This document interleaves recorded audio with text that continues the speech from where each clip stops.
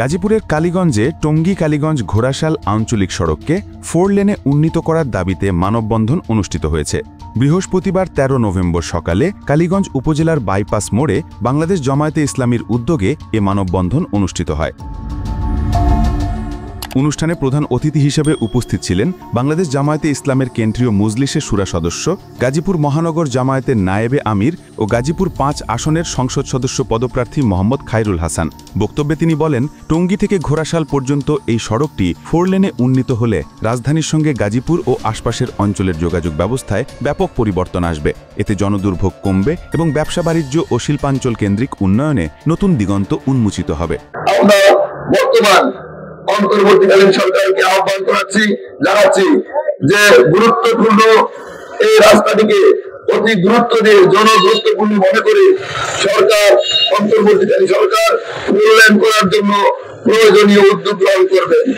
আর আমি কথা দিচ্ছি, ইনশাল্লাহ আল্লাহ যদি বাংলাদেশ জামায়াত ইসলামীকে বিজয় দান করে, দাঁড়িপাল্লার প্রতীক যদি বিজয় হয়, ইনশাল্লাহ এই গাজীপুরবাসীর, কালীগঞ্জবাসীর দীর্ঘদিনের যে প্রত্যাশা, টঙ্গী স্টেশন রোড থেকে শুরু করে যে রাস্তাটা সিলেটগামী হচ্ছে, এই রাস্তাটিকে ইনশাল্লাহ আমরা মূল্যের উন্নীত করবো। ইনশাল্লাহ আমরা বিশ্বাস করি এই রাস্তা মূল্যায়ন হওয়ার মাধ্যমে অত্র এলাকার মানুষের জীবন মানের উন্নতি হবে, যোগাযোগ ব্যবস্থার নতুন দিগন্তের সূচনা হবে এবং আমার এই এলাকার ছাত্ররা কালীগঞ্জে গিয়ে 30-40 মিনিটের মধ্যে ছাত্ররা পড়াশোনা করতে পারবে, এই এলাকার মানুষ আসা যাওয়া করতে পারবে। সুতরাং আজকের এই মানববন্ধন থেকে আমরা আশা করছি যে সরকার গুরুত্ব দিবে এবং আমি কালীগঞ্জবাসীকে আশ্বস্ত করছি, ইনশাল্লাহ আমাদের এই দাবির সাথে কালীগঞ্জ গাজীপুর 5 আসনের সকল মানুষ ঐক্যবদ্ধ। মানববন্ধনে সভাপতিত্ব করেন কালীগঞ্জ উপজেলা জামায়াতের আমির মোহাম্মদ আফতাব উদ্দিন এবং সঞ্চালনা করেন কালীগঞ্জ পৌর জামায়াতের মোহাম্মদ হামিমুল এহসান। টঙ্গী থেকে সিলেটগামী যে ডাইভারশন রোড, এই রোডটাকে 4 লেন করার দাবিতে দীর্ঘদিন যাবৎ কথা শুধু শুনছি, কিন্তু বাস্তব পদক্ষেপ নেওয়ার মতো কোন ব্যক্তি এখনো পর্যন্ত আমাদের সামনে আসেনি।